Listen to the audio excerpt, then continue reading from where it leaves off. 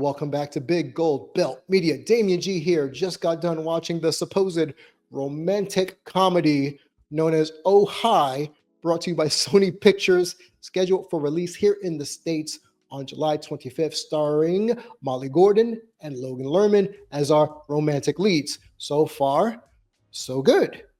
Young couple, couple's getaway, lots of romance in the air. There's a romantic musical montage. There's some scallops being cooked on the stove. There's a lot of romantic energy. Shots are being taken. And then things get a little different.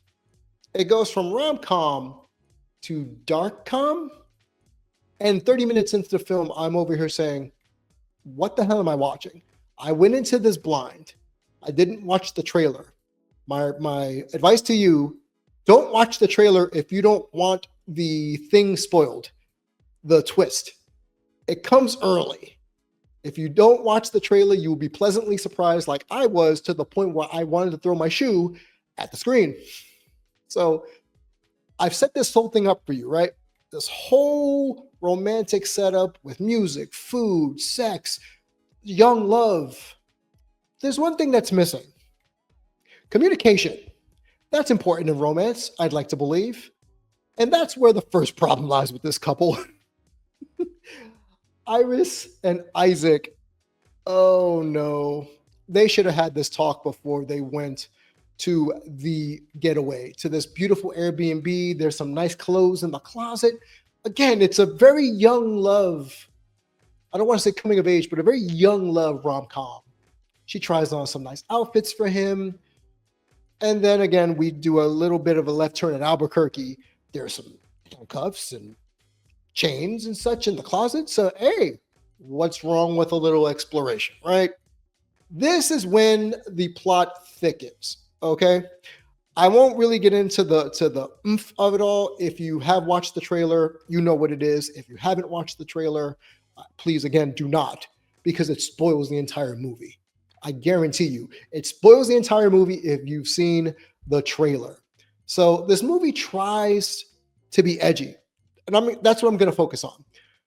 The leads, I don't think they have a lot of chemistry, at least in the beginning, when they're trying to be all lovey-dovey and all that stuff. But when we get to the twist, 30 minutes into the film, oh, this took a turn. And for some odd reason, they seem to have been getting closer as this is going on. And I don't want to give it away, but let's just say they had a difference of opinion as to whether or not they're a couple. And the way Iris goes about trying to make it better goes completely off the rails. Completely off the rails.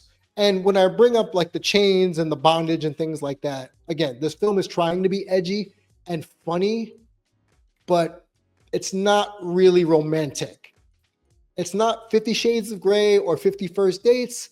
It's more like 50 Shades of please, please get away from me. Please stop showing me this. Iris tried so hard in this movie to do a romantic montage to prove to Isaac that relationships are fun and that can be good. And she got her wires crossed apparently from Isaac. There's cooking, there's dancing, there's all this romantic stuff going on. Here's the problem with that.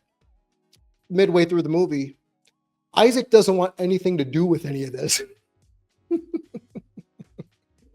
Iris is trying so hard to make this a romantic getaway to remember. And as I said, once the twist happens, Isaac is kind of checked out. But he's, for reasons that are revealed, he's doing it in the film. He's going along with it. He wants her to just get it all out.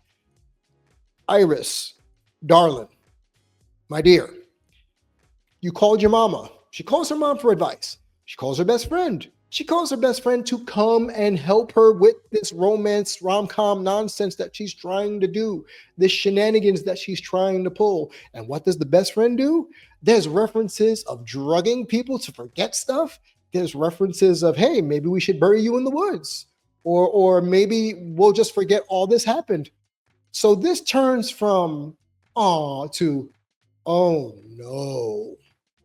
Oh no. Very quickly. And this movie, I don't want to say beats a dead horse, but becomes forced after a while. We're a captive audience.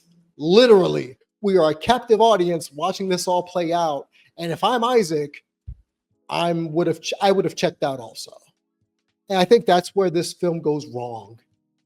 That goes wrong because not only did you blow load all in the trailer, but you don't leave anything else on the bone to eat. There's nothing to nibble on here. It's basically just a couple who had a disagreement in a very provocative way. They're trying to solve the problem. What started off as romance ended up in, as I said, maybe they'll forget this in the morning. And I'll leave the plot at that. That's the entire film. The entire film is her trying to mend the fence with him so that they can go back to their regularly scheduled program. So I'll say this about the characters. Okay, the plot is what it is. The film is what it is. But the characters themselves. Iris. Oh, Molly Gordon as Iris. Yeah, you convinced me to not go on a date with this character. You convinced me that sometimes people take things too literally in relationships and they don't communicate. But she played this very well. She played this too convincing because I thought I was watching a true crime documentary at various points in this movie. It stopped being a rom-com and started being a true ID channel original. Do with that information what you will. Now, Logan Lerman, aside from him being the guy in all this, the man that she's trying to woo or to fix the problem, he's like us. He's just there. He's there watching Iris flail horribly at trying to be in a relationship or trying to be romantic or sweet or anything of the sort when the situation doesn't call for it. So Isaac, like we are a captive audience of the shenanigans that Iris is trying to do. Now, am I going to say Logan Lerman knocked it out of the park? No, I think he played it safe. I think he played the role really well. But Molly Gordon's where it shines because she balances the vulnerability of a young woman who is falling for someone versus what happens when the wires get crossed and what you thought is not the reality because two young adults didn't have the talk. So Iris is mad in this movie, like the madness of Dr. Frankenstein. And it works for her. It works for the character. It works for Iris. I love it. That's great. Iris calls her best friend. There's chaos. There's questionable advice being thrown around. It's a mixed bag of nuts, this whole movie. The chemistry, as I said, it was zero between our leads. Zero at first. Molly and Logan just didn't seem as if those two characters could get along in dating. But midway through, after the whole shenanigans happens, after the twist, I get the sense that their characters started to become closer or started to understand each other. And even at the end, after everything we've seen in this film, there's a few moments where they actually bond and connect. And what's that? They communicate. They're finally talking. They're finally talking like young adults. The conversation that they should have had at the beginning of this film. But then again, we wouldn't have 90 minutes of, are you kidding me? So that's my general take on it. C- is the grade I'm going to give this. 2 out of 5 stars. Bold concept. I'll give you that. Way out of left field. 180-degree turn where I thought we were going with this, but then it just goes into kind of just meh. Just a whole bunch of meh. So if you've seen it, let me know in the comments down below what you think of the twist, what you think of the characters, what did you think of Molly? Because this makes me not want to date.